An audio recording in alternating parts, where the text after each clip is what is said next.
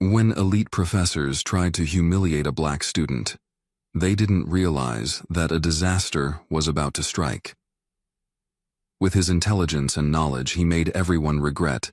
The California Institute of Technology, Caltech, was a fortress of intellect, a place where only the most brilliant minds in engineering and physics thrived.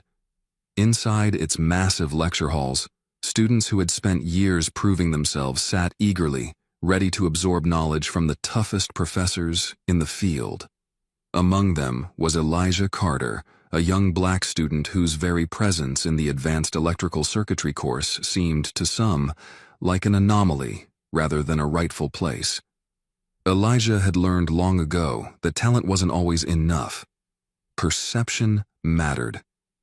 He knew the looks people gave him, the unspoken assumption that he was here not because of skill, but because of affirmative action. He had heard the whispers, seen the smirks, endured the moments when professors skimmed over him during discussions as if he wasn't worth engaging. But Elijah didn't care about proving them wrong. He cared about proving himself right. That morning, he stepped into Professor Richard Holloway's lecture hall, adjusting the strap of his backpack. The large room hummed with low conversation, students flipping through their notes, some throwing quick glances at the intimidating figure at the front. Holloway was legendary for his brutal teaching methods and his elitist mentality. Alongside him stood Professor Carter Wilkins, an equally cold and skeptical academic who believed that only those from the right background had a future in engineering. Elijah took his usual seat in the middle row, unfazed by the subtle glances from classmates who had already judged him before he had even opened his mouth. He could feel their skepticism in the air, thick and unspoken. Holloway scanned the room, pausing ever so slightly when his gaze fell on Elijah. A smirk played on his lips before he turned to the board and, with swift, precise strokes, began writing a complex, nonlinear circuit analysis problem. The equations sprawled across the surface, filled with intricate electrical relationships, Kirchhoff's laws, and transient responses. The room grew quiet. "This," Holloway announced, stepping back with satisfaction, is a problem that has stumped even graduate students. It is considered unsolvable in a short period of time. Let's see if any of you have what it takes to belong in this classroom." His eyes flickered with challenge before landing deliberately on Elijah. "Mr. Carter," he continued, his voice edged with mock encouragement, "why don't you give it a try?" A murmur spread through the room. The meaning behind the invitation was clear. This was not a test. It was a trap, an opportunity to humiliate him in front of the entire class.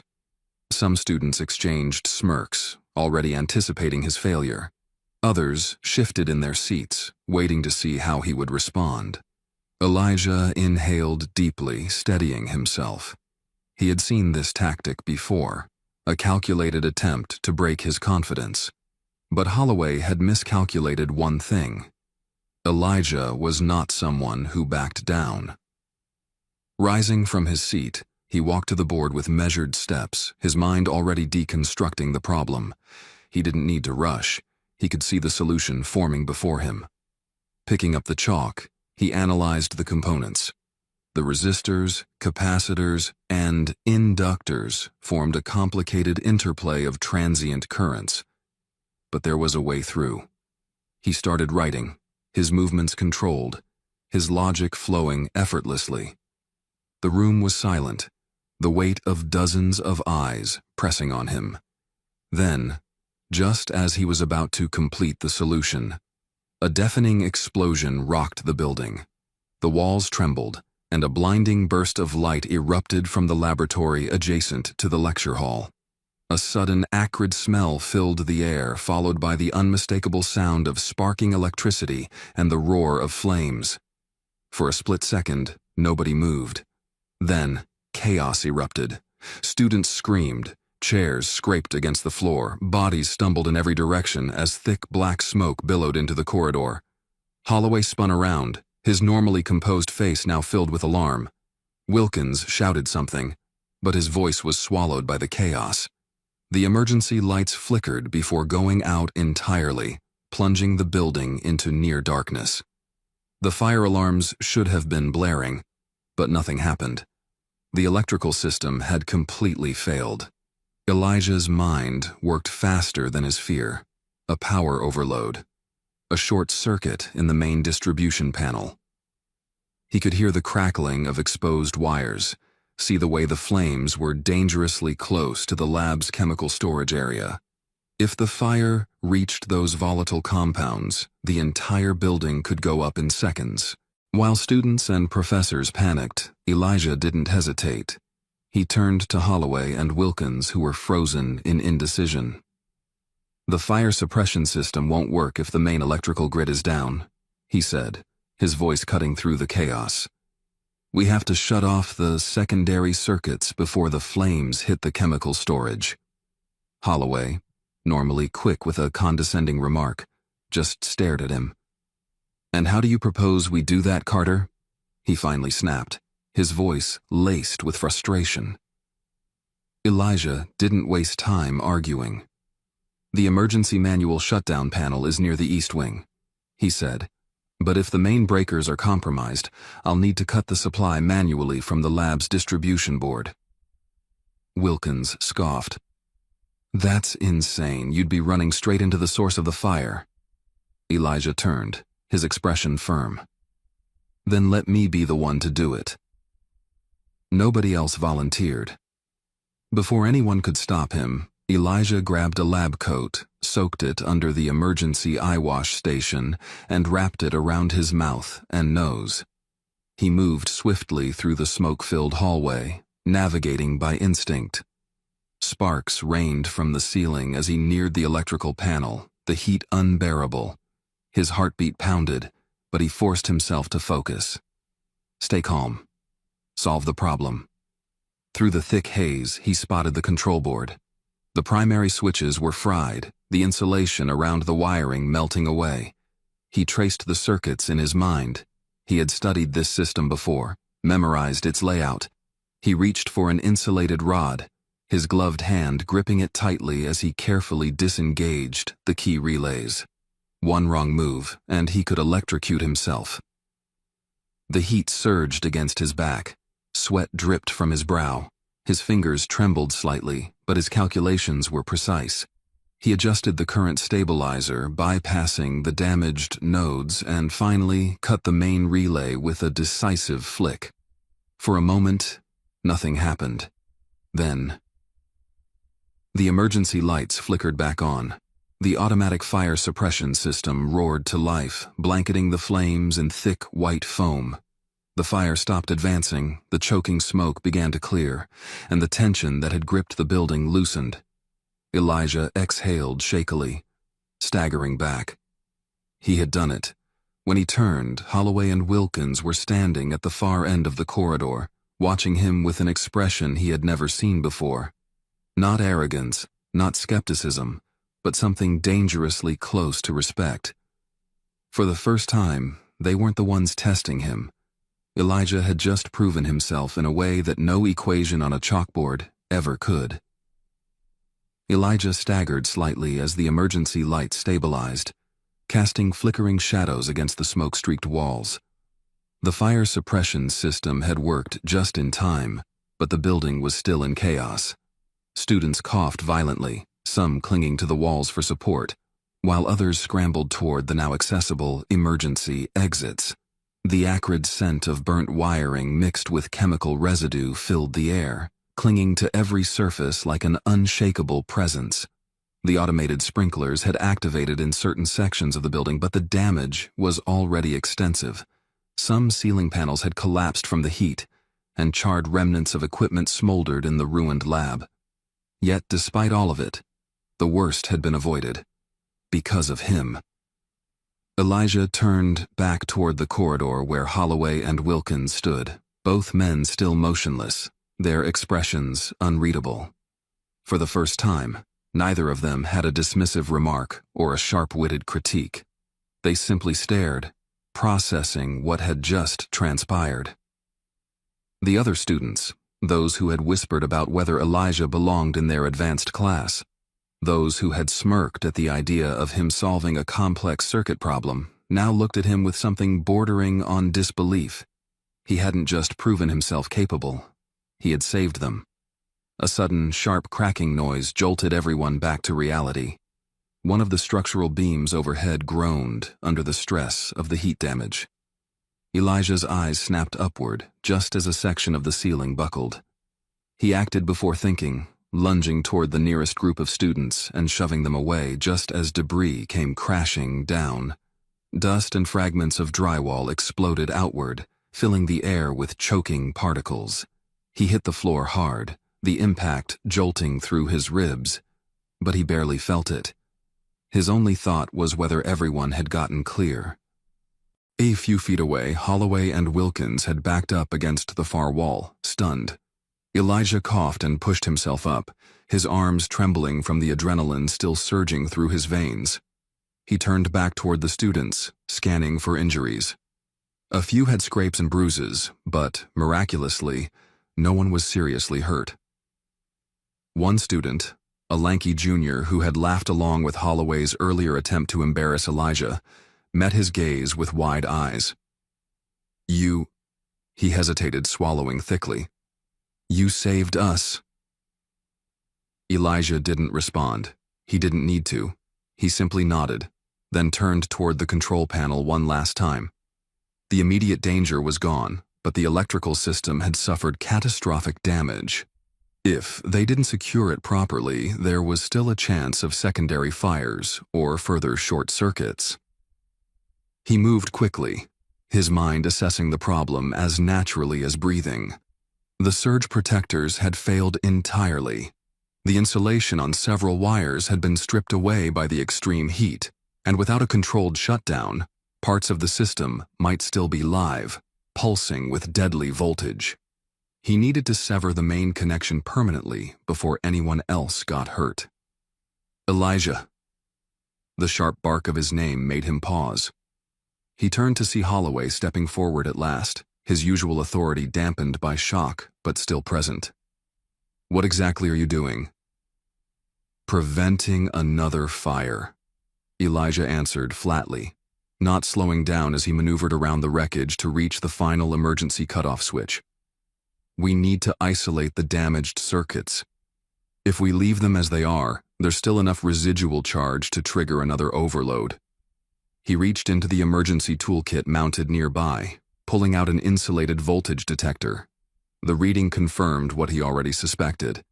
Some of the lines were still active, just waiting for the right conditions to ignite again.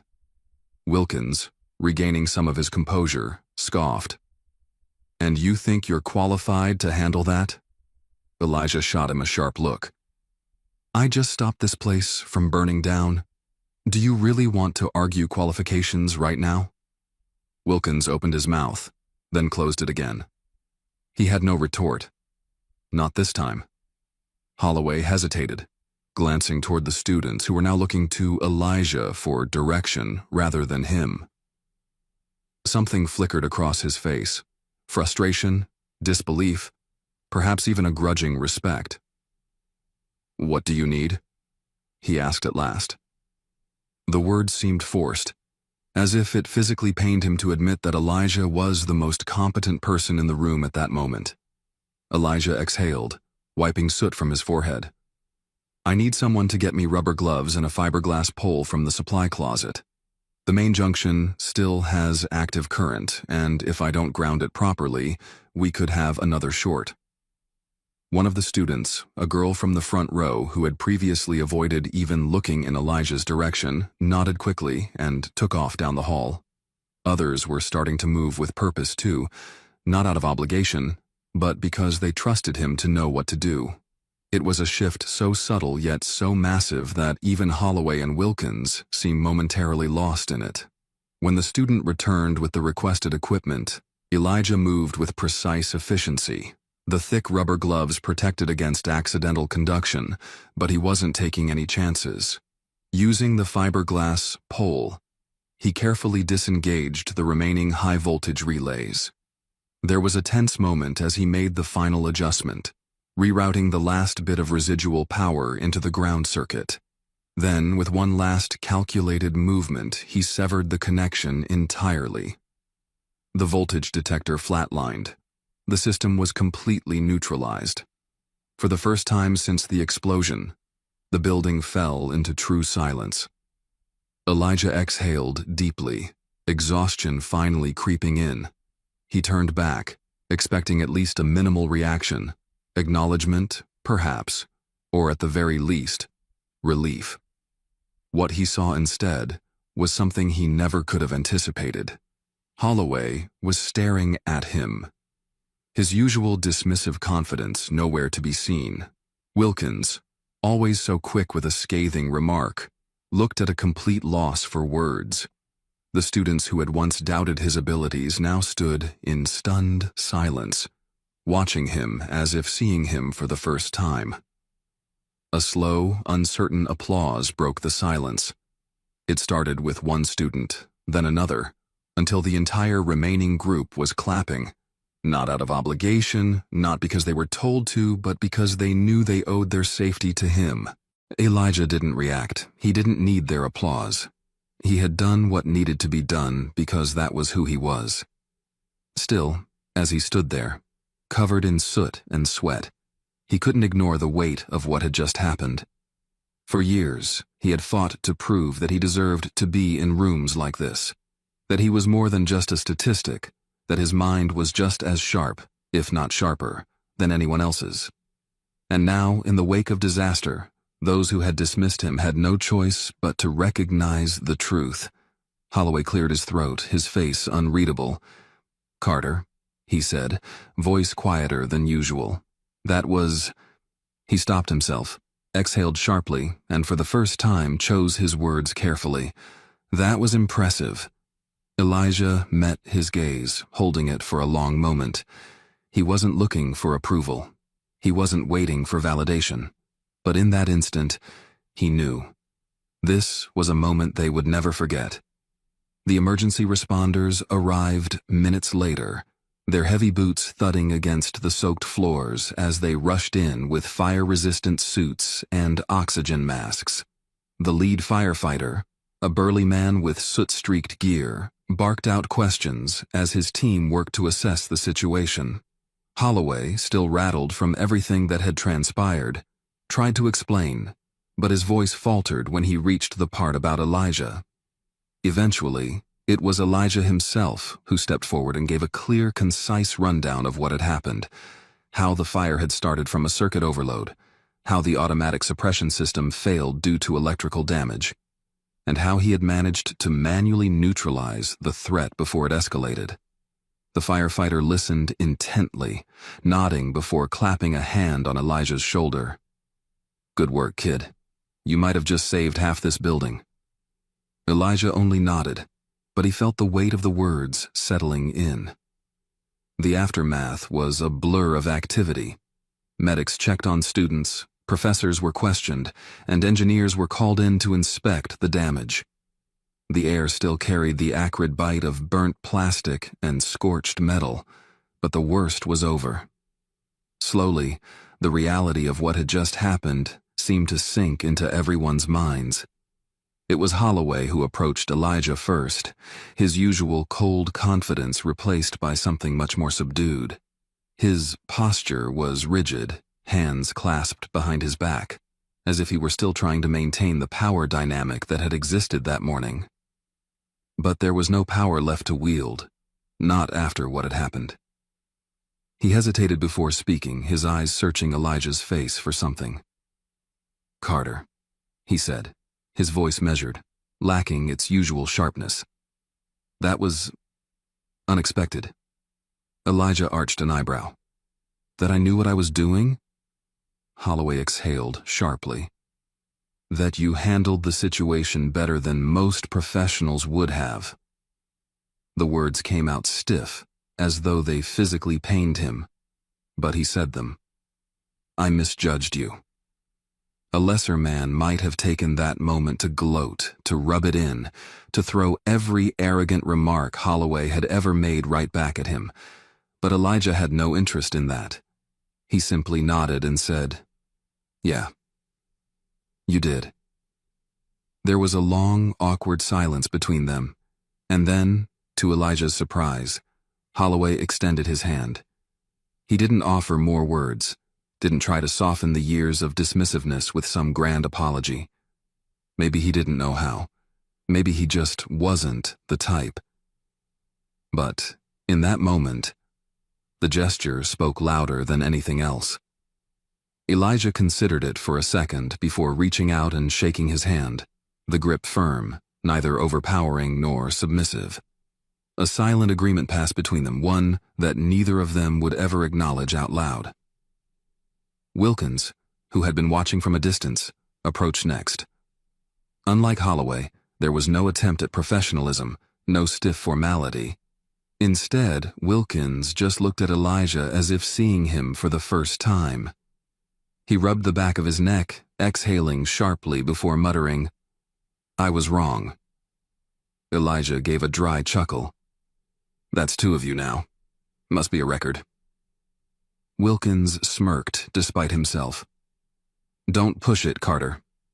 Another pause. Then, with a more serious expression, he added, "You're a damn good engineer." "Yeah," Elijah said. "I know." As the night stretched on, the students who had once snickered at him now watched him with a mixture of respect and discomfort. Respect because they knew, beyond a doubt, that he had outperformed every single person in that building today. Discomfort because they had to face the ugly truth.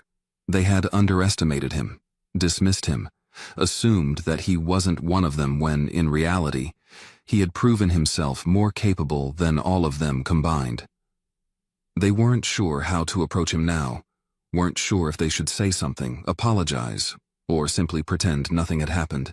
Elijah made it easy for them. He didn't care for their apologies. He had spent years fighting for his place in rooms like these, and he wasn't about to waste his energy on forgiving ignorance. He didn't need their validation. He never had. Days passed. The incident became the most talked about event on campus. Engineering professors debated over how the electrical failure had gone unnoticed for so long. Administrators scrambled to implement new safety protocols, and students who had once mocked Elijah now found themselves studying his work, trying to understand how he had managed to solve the problem so quickly under pressure. Some still avoided eye contact with him in the hallways, but others, particularly those who had been in that classroom who had seen what he did firsthand, now treated him with a quiet kind of reverence. And then, something happened that Elijah never expected. Holloway called him into his office. It was the first time Elijah had ever been invited there, and truthfully, he wasn't sure what to expect. He stepped inside, taking in the space. Bookshelves lined with academic texts, framed degrees from top institutions, a pristine desk covered in carefully arranged papers. Holloway sat behind it, watching Elijah with an expression that was unreadable. "Sit," the professor said, motioning toward the chair across from him. Elijah didn't argue. He settled in, waiting. Holloway leaned forward, fingers laced together. "The National Electrical Engineering Symposium is happening next month," he said. "It's an invite-only competition, meant for the best engineering students across the country. Caltech has one guaranteed spot. I've already made my decision." He paused, then looked directly at Elijah. "I want you to represent us." For a moment, Elijah thought he had misheard. He blinked, his mind racing to process the weight of what was just said. Holloway continued, "It won't be easy. You'll be competing against some of the brightest young engineers in the country. MIT, Stanford, Princeton. They'll all be there. You'll be up against students who have been trained for this kind of event since they were kids." Elijah tilted his head slightly. "And you think I'm the right choice?"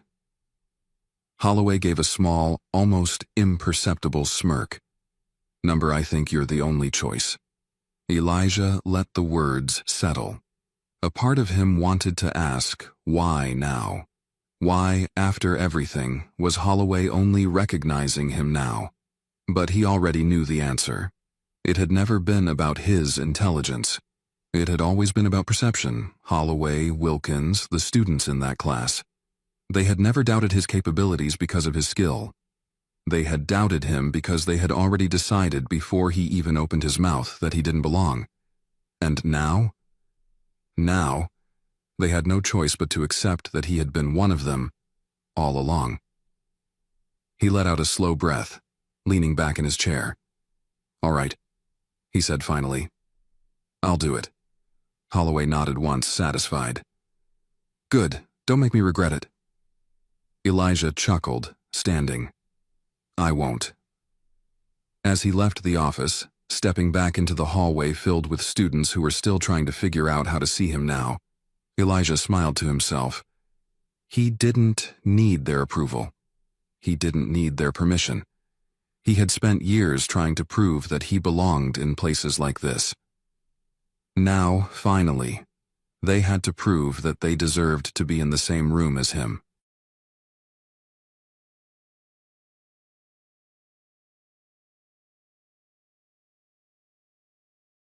For months, the quiet black girl silently endured his cruelty. But when he crossed the line, her grandfather, the town's notorious mafia boss, made him pay according to the laws of the underworld. At Roosevelt High School in Chicago, standing out for the wrong reasons is a one-way street to misery. The 13-year-old black girl was quiet and reserved, an easy target in a school where power belonged to those who knew how to exploit the weak. Aaliyah Carter had learned early on that silence was her best defense. But what made Aaliyah different from the other kids being bullied was that she never reacted. She never cried, never lashed out, never begged for help. She had learned to endure. Tyler Donovan, on the other hand, had spent his entire life never hearing the word no.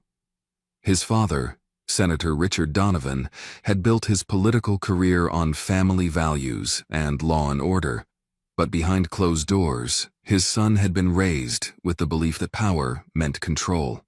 Tyler lived like royalty at Roosevelt. If he wanted someone gone, they were gone. If a teacher tried to discipline him, his father would make a call, and the next week that teacher would suddenly transfer to another school. He had never faced consequences a day in his life. When Tyler first noticed Aaliyah, it wasn't just because she was quiet. It was because she was black. Roosevelt was a predominantly white school, located in a well-off suburb, and while no one said it out loud, Aaliyah didn't belong, at least not in Tyler's mind. And so, to him, she was the perfect target. She had no close friends, no real allies, and worst of all, she refused to play along. That made her stand out in the worst way possible. The first time Tyler saw her, sitting alone at lunch, eating a peanut butter and jelly sandwich with her head slightly lowered but not hunched, her shoulders relaxed, not tense, it irritated him. It wasn't the look of a victim. It was the look of someone simply existing outside the rules of Roosevelt, outside the hierarchy he had carefully built. That look, that quiet confidence, as if she didn't need the approval of anyone, made his stomach twist with something he didn't understand. That feeling made him angry, so he decided to fix it. At first, the bullying was subtle. He'd bump into her in the hallway, making her drop her books. He'd kick her chair in class. When she walked past his lunch table, he'd mutter just loud enough for her to hear, "Bet your mom's on food stamps." His friends would snicker, their privileged lives so far removed from hers that they found his cruelty amusing. Aaliyah never responded, and that annoyed him. Most kids who were bullied either ran or fought back. Aaliyah did neither. She simply looked at him, dark brown eyes steady, unwavering. There was something about that stare that made Tyler uneasy. It wasn't fear. It wasn't defiance. It was something else, something that made him feel small. It didn't matter that he was taller than her, that he had more friends, that he was part of the school's elite. When she looked at him like that, as if she saw right through him. It made his stomach turn. So he escalated. One afternoon, in front of the entire cafeteria, Tyler made his move. Aaliyah sat alone, as usual, at a corner table, quietly eating her peanut butter and jelly sandwich. Tyler sauntered over, grabbed her lunch bag off the table, and held it up. "Let me guess," he said, shaking the bag. "Government cheese?" Laughter erupted around him. Some students turned away uncomfortably, but no one stepped in. That was how Roosevelt worked. Kids like Tyler ran the place.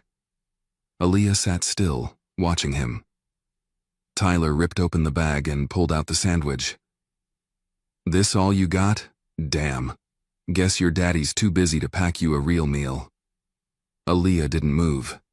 Tyler wanted her to react. He wanted her to show fear, to give him something. But she just sat there, looking at him with that same unreadable expression. That look infuriated him.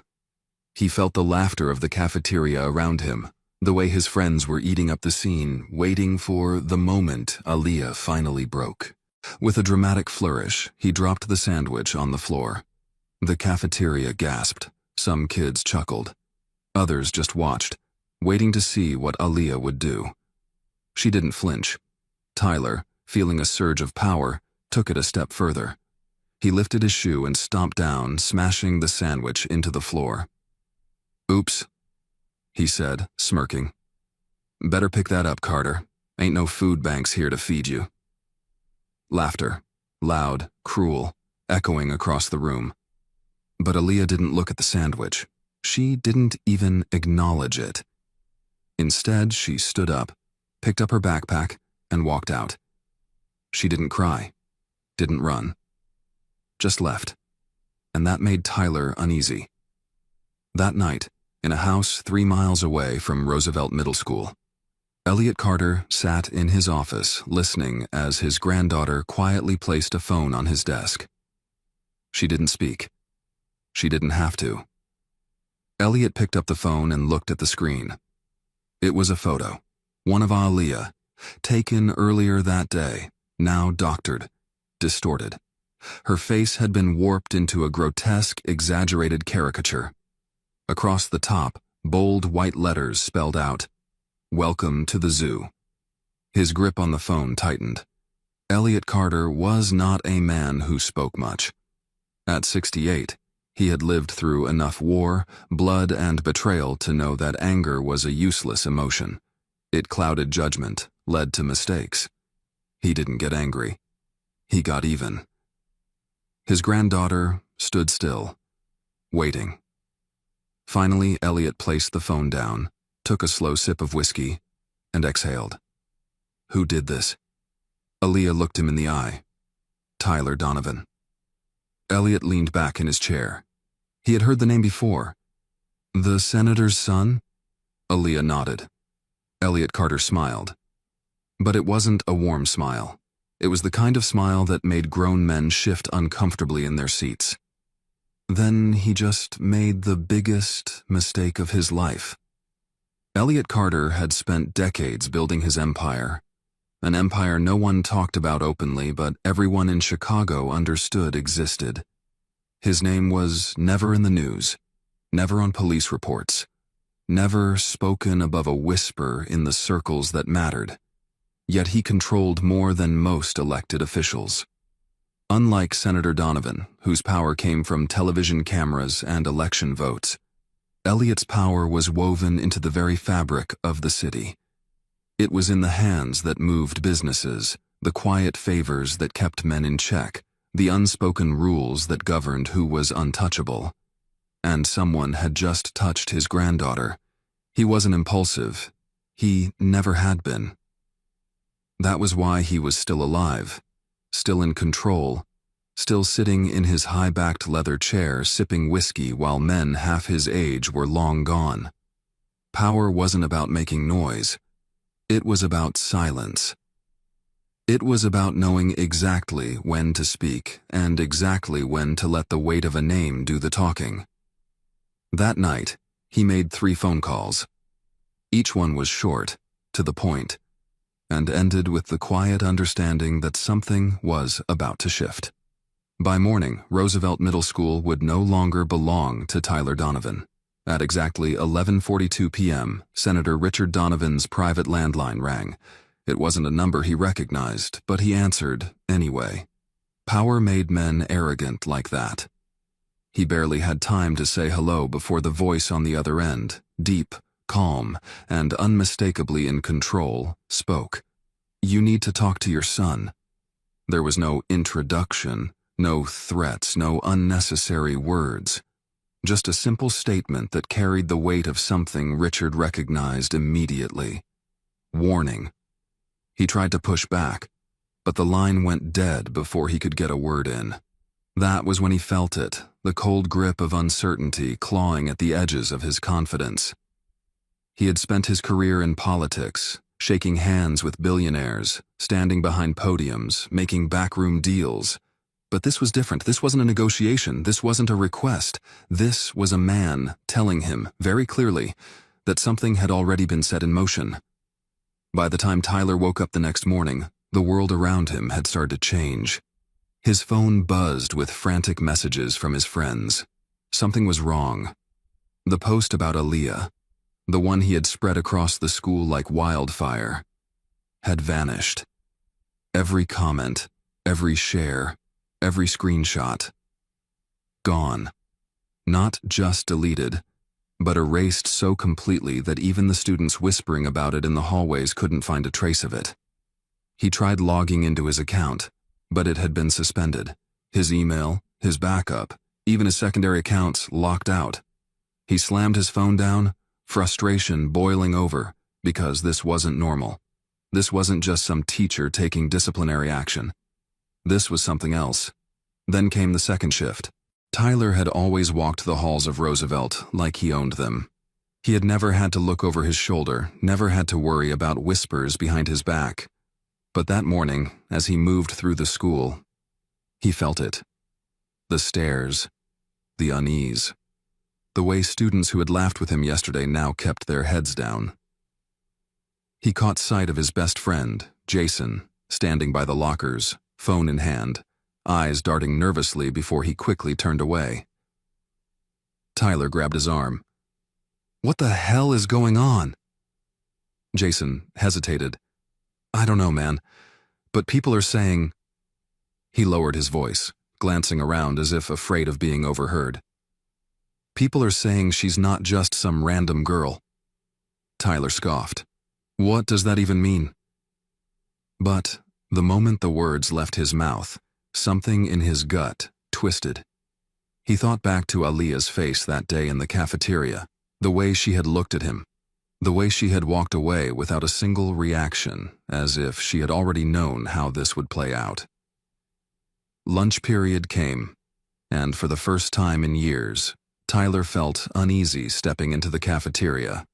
He forced himself to act normal, striding toward his usual table, but as he did, he noticed something strange. The kids who had always been eager to be seen with him, to laugh at his jokes, to follow his lead, were avoiding his gaze. Even Lena Parker, who had been right by his side when he humiliated Aaliyah, wouldn't meet his eyes. He sank into his seat, gripping his tray tighter than necessary. "All right," he muttered, more to himself than anyone. "This is getting ridiculous." Then, his phone rang. He almost didn't answer. His father never called him during school hours. Never.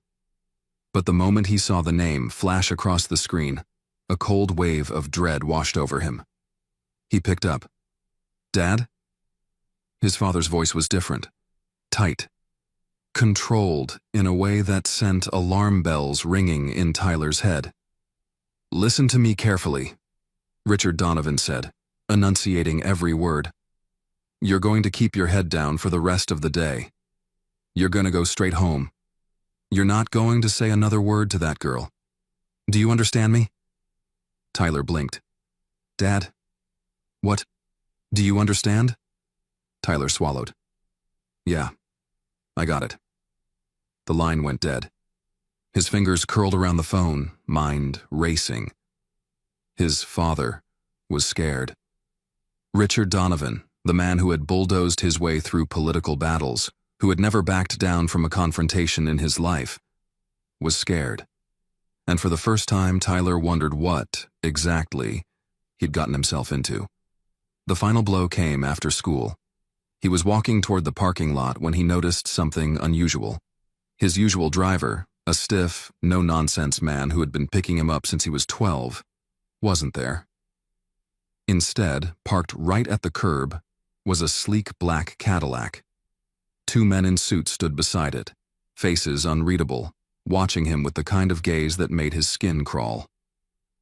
The back door opened. "Get in!" It wasn't a request. Tyler hesitated for the first time in his life. Who? Get in. He took a step back, heart pounding, but something in their expression told him there was no other option. Swallowing hard, he slid into the back seat. The door shut behind him with a quiet finality that made his stomach twist. The air inside the car was thick, heavy with the scent of leather and faint cigar smoke. Sitting across from him, legs crossed, a glass of whiskey balanced effortlessly in his hand, was a man Tyler had never met but somehow, instinctively, knew. Elliot Carter. The old man didn't speak right away. He simply took a slow sip of his drink, watching Tyler with dark, assessing eyes, as if measuring how much trouble he was worth. Then, in a voice so calm it sent a shiver down Tyler's spine, he said, "You've been a very stupid boy." Tyler's mouth went dry. He tried to find his voice, to explain, to deny. But before he could, Elliot leaned forward, setting his glass down with deliberate care. "You think the world works the way your daddy told you it does. You think power is something you inherit, that it comes from money, from status, from knowing the right people." His lips curled into something that wasn't quite a smile. "You're wrong." The car was moving now, the city lights passing in blurred streaks beyond the tinted windows. Tyler couldn't tell where they were going. He didn't dare ask. Elliot Carter continued, voice low and steady. "You made the mistake of thinking my granddaughter was like the other kids you push around, that she was alone, that she had no one watching out for her." He exhaled, shaking his head slightly. "That was your second mistake." Tyler swallowed. "What was my first?" Elliot Carter looked at him for a long moment, then leaned back, picking up his whiskey again. "You made me notice you." The car moved through the city streets in eerie silence, the hum of the engine the only sound between them. Tyler sat rigid, his mind scrambling for a way out, for an explanation, for something that would make this all go away. But every time he opened his mouth to speak, his throat closed up. He wasn't sure if it was fear, or the way Elliot Carter's eyes bore into him like he already knew every excuse Tyler could come up with. He had spent his entire life in control, using his father's power as a shield. But here, in this moment, sitting in the back of this car with a man who didn't need to raise his voice to be terrifying, Tyler realized what true power looked like. Elliot swirled the whiskey in his glass, letting the silence stretch. It was deliberate, suffocating. He had been in this game long enough to know that fear wasn't about screaming threats or throwing fists. It was about time. Letting a man sit in his own mistakes. Letting him drown in his own silence until he broke under the weight of it. Finally, when Tyler had started to shift uncomfortably, Elliot spoke. His voice as smooth and even as it had been before. "Tell me something, boy," he said, eyes still locked on Tyler. "Did you think there'd be no consequences?" Tyler's jaw clenched. He wanted to say something smart, something defensive, something to reclaim the sliver of control he still had. But nothing came. Elliot sighed as if he was disappointed, but not surprised. "Your father, he has spent his life thinking the rules don't apply to him. That money can fix anything. That a title and a name make him untouchable. That arrogance was bound to pass down." He tilted his head, watching Tyler with a kind of detached curiosity. "Tell me, do you think that too?"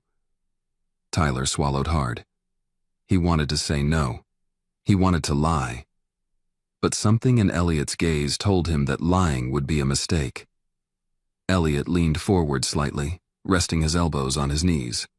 "I don't think you understand what's happening here. You see, your father makes laws. I make rules. And the difference between the two is that laws can be debated. Rules?" He smiled faintly, coldly. "Rules simply are." The car slowed to a stop. Tyler glanced out the window, realizing they were in a part of Chicago he didn't recognize. It wasn't a bad neighborhood, but it wasn't somewhere someone like him would normally be. The door unlocked with a quiet click, but neither of the men in suits moved. Elliot studied him for a moment longer, then said, "You're going to step out of this car, and you're going to go home. When you do, you're going to forget my granddaughter exists. You will not look at her. You will not speak her name. You will not even breathe in her direction. If I hear otherwise." He let the sentence hang, letting Tyler fill in the blanks. Tyler exhaled, shakily, before nodding. He reached for the door handle, but before he could push it open, Elliot spoke one last time. "And Tyler?" The boy froze.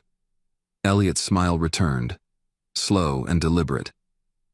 "If you ever even think about making this mistake again, I won't bother with warnings." Tyler nodded again, quicker this time, and nearly stumbled out of the car. The door shut behind him, and the Cadillac rolled away, vanishing into the night like it had never been there.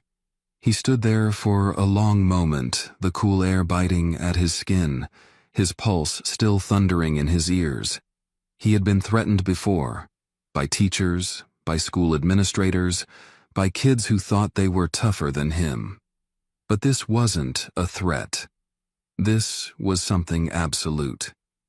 Something real. When he finally made it home, his father was waiting. The senator was standing in his office, drink in hand, face unreadable. For the first time in Tyler's life, there was no lecture, no ranting about responsibility, no promises that everything would be handled. Just silence. And that silence told Tyler everything he needed to know. His father wasn't in control this time. The next day at school, everything had shifted. The whispers followed him, but they weren't the same whispers of admiration or fear that he had been used to. This time, they were something else. Uncertainty, hesitation. People who had always stood beside him before now looked away. Even his closest friends kept their distance. It was as if, overnight, Tyler Donovan had become nothing. And Aaliyah? She was exactly the same. She didn't gloat, didn't acknowledge him, didn't act as if anything had changed at all. She simply walked through the halls as if he were invisible. And for the first time in his life, Tyler felt what it was like to be powerless. Elliot Carter never called again. He didn't need to. The lesson had already been taught. Tyler had been removed from the game, and in doing so, a new rule had been written in the unspoken laws of Roosevelt Middle School. Aaliyah Carter was not to be touched. Ever. She had won without ever lifting a finger. And in the world Elliot Carter had built, that was the kind of power that lasted. But the effects of that night didn't just stop at Roosevelt. The senator, normally a man who walked into every meeting with an air of invincibility, suddenly looked older, more cautious. He began turning down public events, retreating into private meetings, as if he suddenly understood that he had been playing in a world far more dangerous than politics. His political rivals sensed it, though none of them knew why. The media speculated about health issues, stress, scandal. But the truth was simpler. He had been reminded that there were powers greater than money, greater than votes. For Tyler, life never returned to what it was. He tried to regain control, tried to act like nothing had changed, but the school had already moved on. The kids who had once followed him blindly now hesitated, uncertain. His best friend Jason, once his closest ally, stopped sitting with him at lunch. Teachers who had once feared reprimanding him now seemed indifferent, as if his last name had lost its weight. Even at home, his father had little patience for him anymore. Conversations were short, clipped, and for the first time, Tyler felt like a liability instead of an asset. And Aaliyah? She continued on, untouched, unbothered, unshaken. She never looked for revenge. She never tried to get back at him, because she had never needed to. One afternoon, months later, Tyler found himself standing by his locker, staring at nothing in particular, lost in thought. He hadn't spoken to Aaliyah since that day. He hadn't dared. But as she passed him in the hallway, for the briefest moment, their eyes met.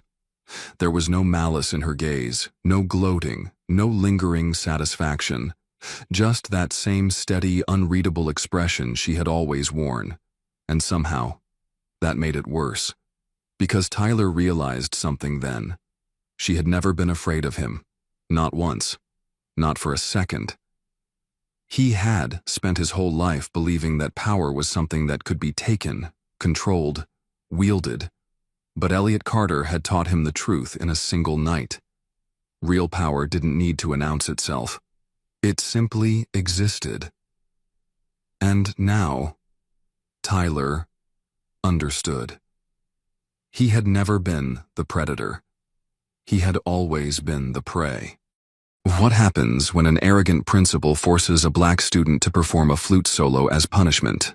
Without realizing, he carries the musical legacy of a forgotten jazz legend. "I don't even play," Malik protested as Principal Whitman thrust the old silver flute into his hands. "Then, I suggest you learn quickly," she sneered, fully expecting public embarrassment. But when Malik's inherited gift begins to shine through, the entire school, including the principal, is stunned by what unfolds next. A story that begins with humiliation turns into an unexpected triumph that will stay with you long after the final note fades. Hello, friends. I'm joining you from New York. If this is your first time watching this story, I sincerely invite you to leave a comment with your location, subscribe to this channel, and tap the bell icon so you don't miss our daily stories filled with hope, resilience, and inspiration. Thank you. And now let's dive into the full story. It was an unusually warm March morning at Magnolia High School, a sleepy public school tucked into the outskirts of Montgomery, Alabama. The air buzzed with early spring and teenage indifference as students sluggishly made their way into the auditorium for the weekly Monday assembly. Principal Nancy Whitman stood at the podium, her blazer crisp, her silver hair in its usual tight bun, her eyes scanning the rows with calculating precision. That's when she saw him, Malik Carter, slouched in the last row, yawning without shame. "Mr. Carter." Her voice rang through the microphone, sharp as a bell. Students turned, some smirked, others rolled their eyes. Malik sat up straighter, his face suddenly alert. "Since you're clearly too energized to sit still like the rest of your classmates," she said, pulling something from the podium drawer, "why don't you entertain us?" She held up a silver-plated flute. Its tarnish caught the light as she stepped down and marched toward him. "This belonged to the old band director. Let's see what you can do with it." Her voice curled with condescension, the kind Malik was used to from people like her. I don't play," he mumbled.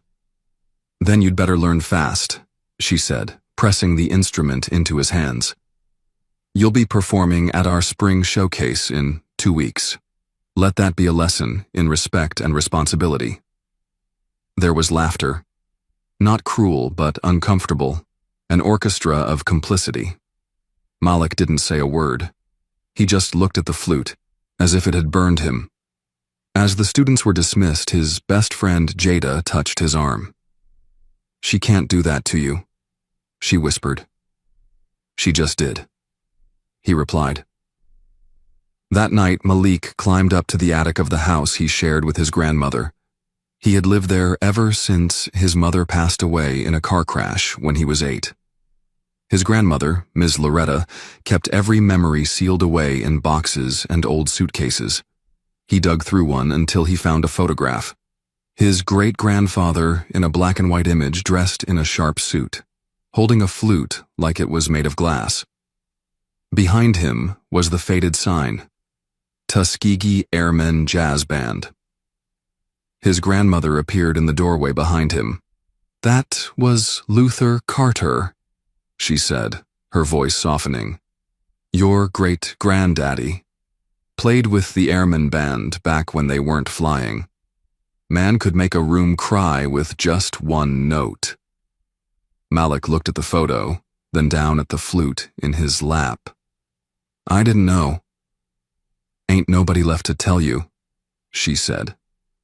"But blood don't forget. Maybe it's time you remembered." At school the next day, Malik didn't say much.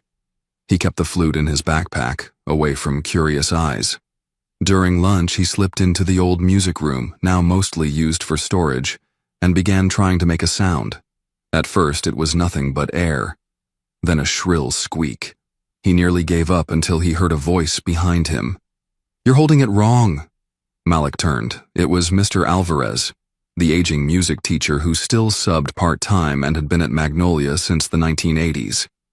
"I used to play that same model back in '73, Alvarez said. "Here, let me show you."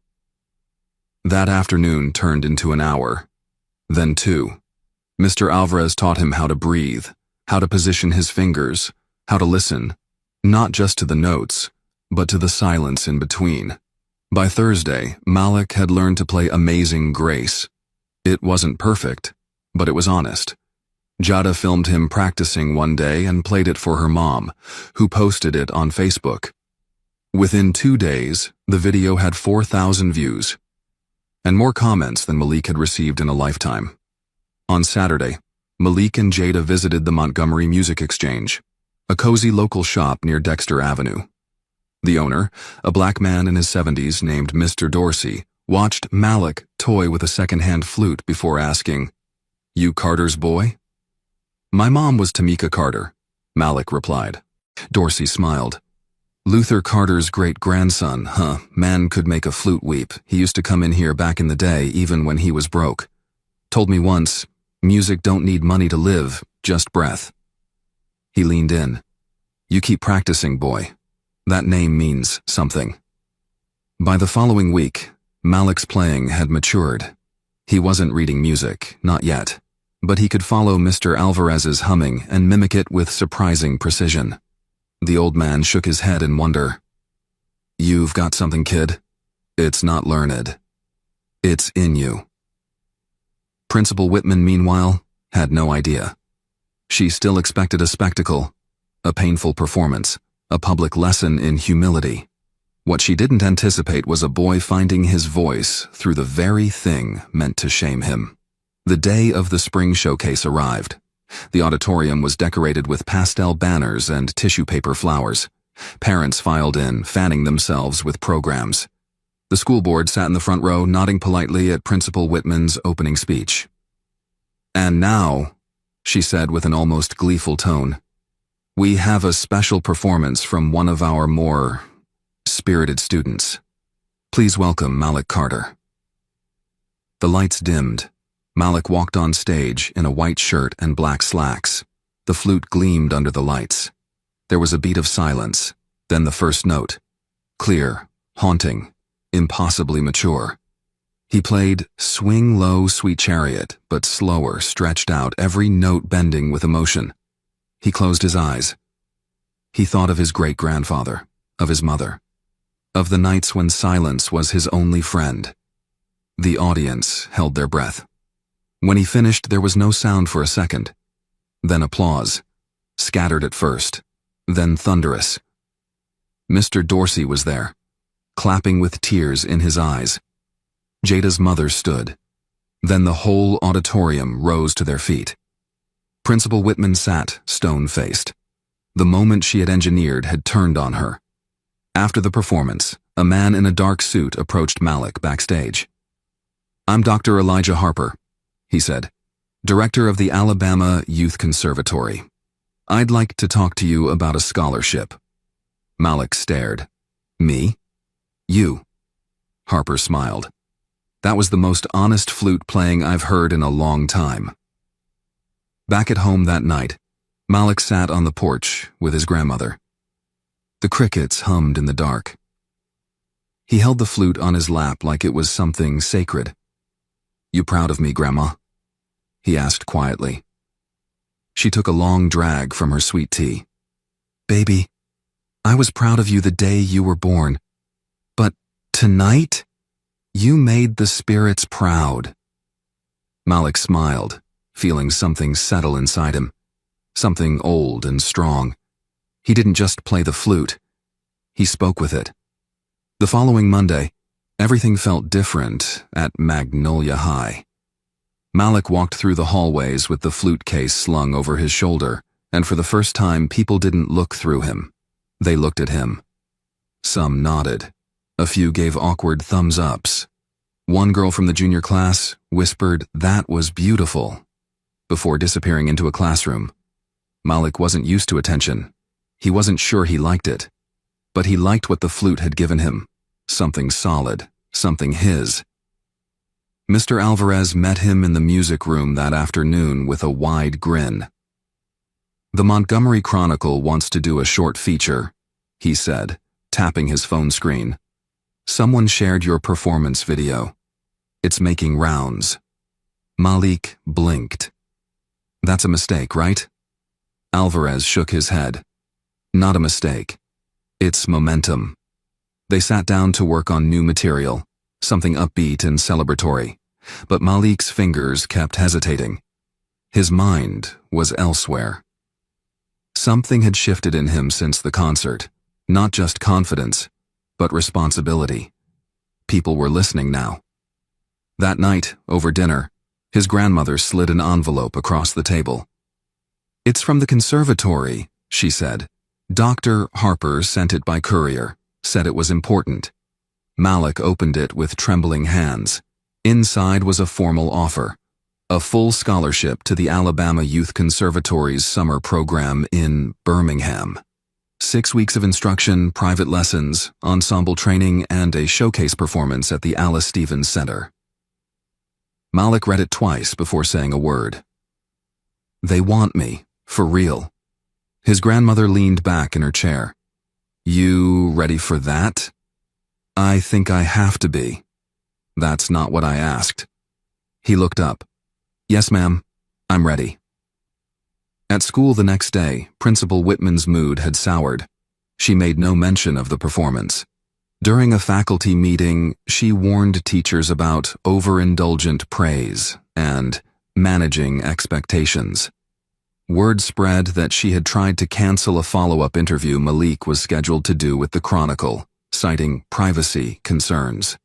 Mr. Alvarez stepped in, reminding administration that parental consent had already been given. Whitman fumed, but backed off, for the moment. Malik, meanwhile, kept practicing. Every free moment became a chance to learn a new technique, a new piece, or a new way of expressing what was locked in his chest for years. He began studying recordings of famous flutists, Hubert Laws, Herbie Mann, Nestor Torres, learning not just how to play but how to speak through music. One afternoon in early April, he received an unexpected visitor in the music room. It was Dr. Harper. "I was passing through," he said, "and thought I'd stop in, see how our young maestro is progressing." Malik was startled but thrilled. He played for him, a smooth rendition of Summertime that made even Mr. Alvarez hum along. Dr. Harper nodded approvingly. "You're growing. Your phrasing is getting smarter, your tone richer. That summer program is going to be a good fit for you." He paused. "But there's something else I wanted to ask." He reached into his briefcase and pulled out a brochure for the National Youth Jazz Initiative, a year-long mentorship and performance opportunity that selected only a dozen students nationwide. "I think you should apply," he said. "You've got what we call the voice, not just technical skill but story. You make people feel." Malik stared at the paper. "That's for real musicians, though." Dr. Harper smiled gently. "You are one." He clapped him on the shoulder. "I'll put in a recommendation. Think about it." When Malik got home that evening, he sat on the porch again, staring into the Alabama dusk. The sun melted behind the trees and the air smelled like honeysuckle. His grandmother joined him, her rocking chair creaking beside his. "What you thinking about?" she asked.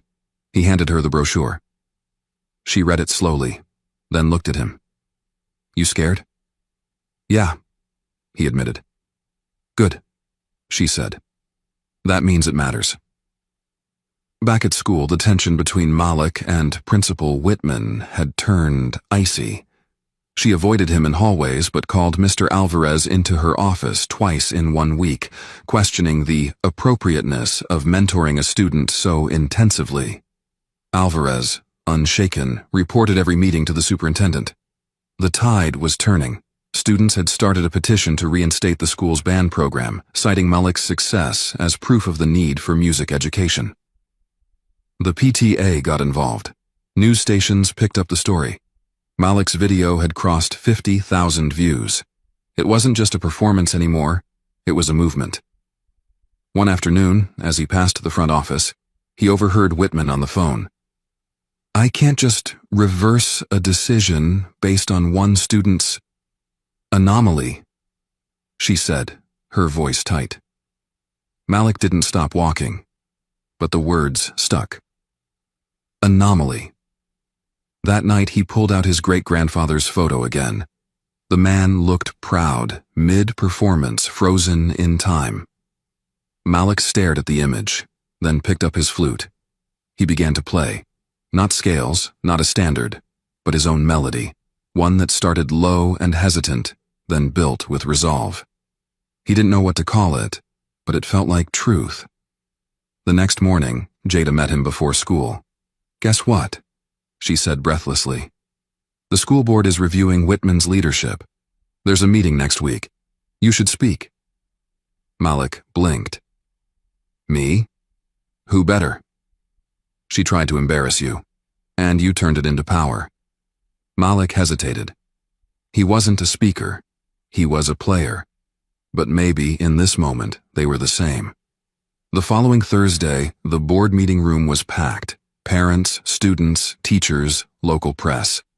Principal Whitman sat at the front table, composed but visibly tense. Malik stood when his name was called, walked to the microphone, and took a breath. "I didn't ask to play the flute," he began. "It was handed to me as a punishment. But I took it, and I made something out of it. Not because I was trying to prove anyone wrong, but because I found something right in it, something that belonged to my family, to me." He paused. "But I almost missed it. Because someone in power tried to use art to humiliate me instead of lift me. That shouldn't happen to any kid." The room was silent. Then a single clap. Then more. He stepped back. Whitman's face was unreadable. The board members thanked him. A week later, it was announced that Principal Whitman had taken an early retirement. Ms. Loretta clipped the newspaper article and taped it to the fridge. "Your mama would have been proud," she whispered. Malik stood looking at it, his name in bold letters. Below it, a quote from his speech. "I didn't ask for the flute, but maybe it asked for me." 2 months later, Malik stood in the lobby of the Alice Stevens Performing Arts Center in Birmingham, Alabama, clutching his flute case as tightly as a lifeline. The building hummed with energy. Young musicians tuning their instruments, parents whispering encouragement, instructors moving from room to room like conductors in a human orchestra.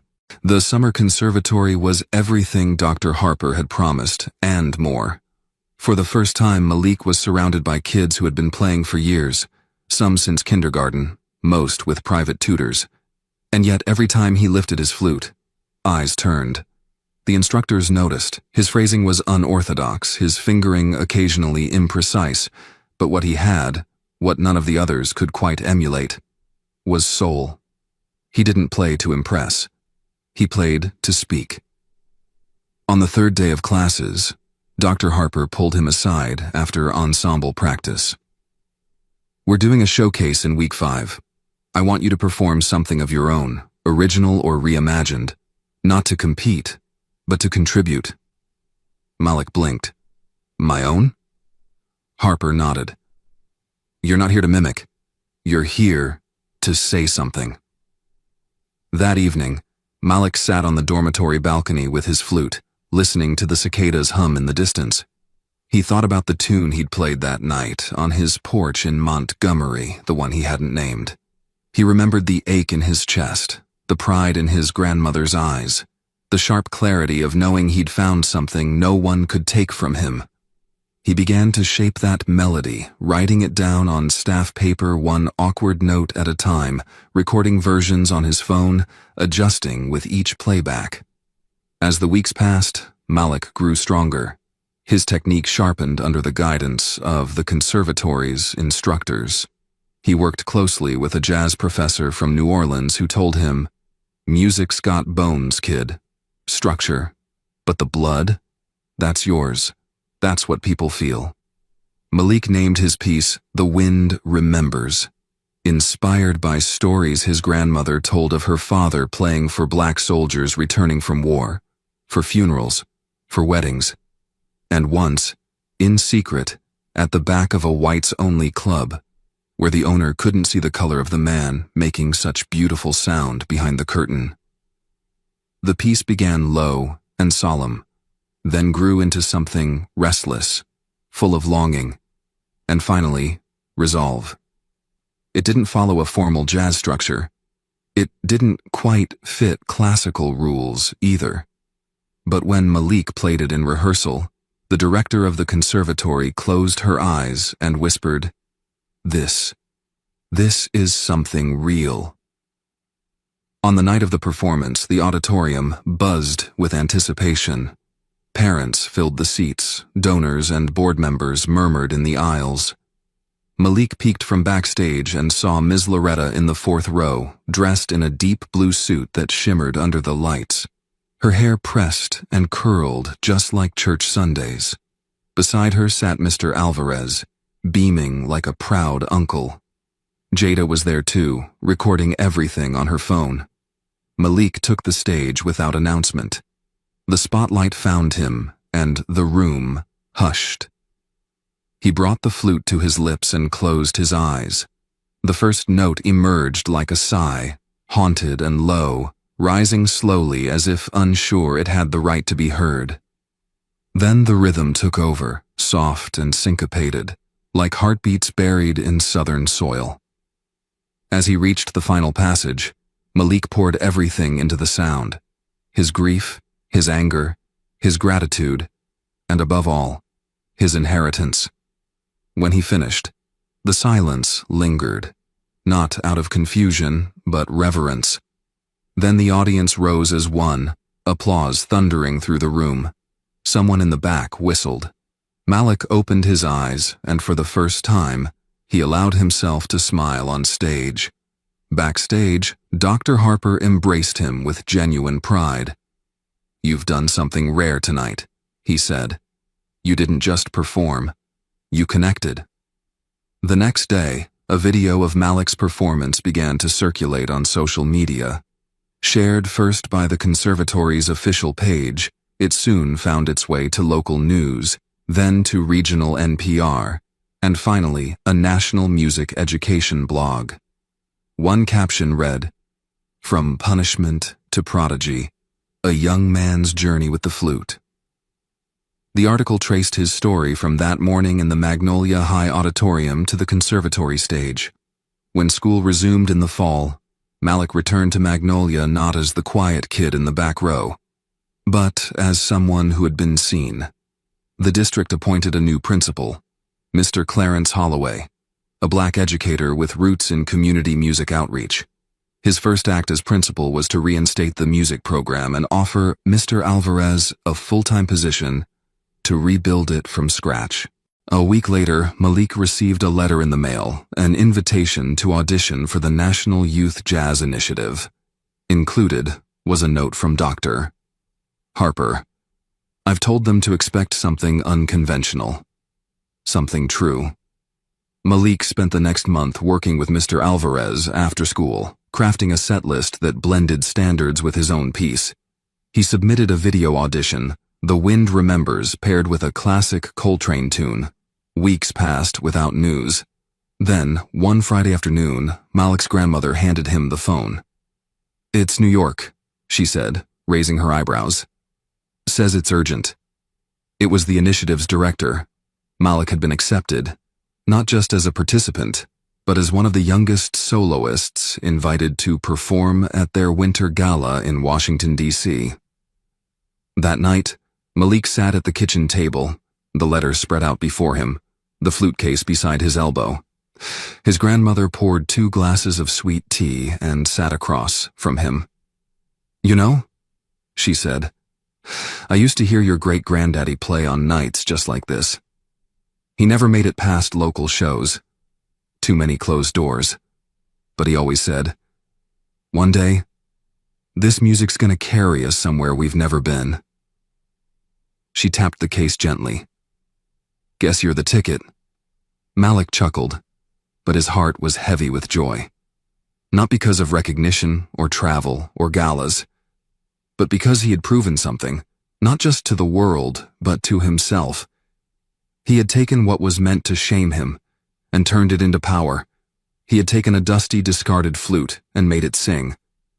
And most of all, he had taken a legacy almost forgotten and breathed new life into it. The day of the winter gala came. Malik stood in the Kennedy Center, adjusting his tie in the green room mirror. He was taller now, more sure-footed, but still the same boy who once sat quietly in the back row of a school assembly in Montgomery. The director entered and handed him a program. "You're closing the first half," she said. "Your piece is the only original one tonight." Malik nodded. Just before he stepped onto the stage, he texted Jada a single word: "Ready." He walked out to the piano's soft introduction, lifted his flute, and began to play. And as the notes rose and danced through that grand hall, he felt the wind stir, soft, steady, and remembering.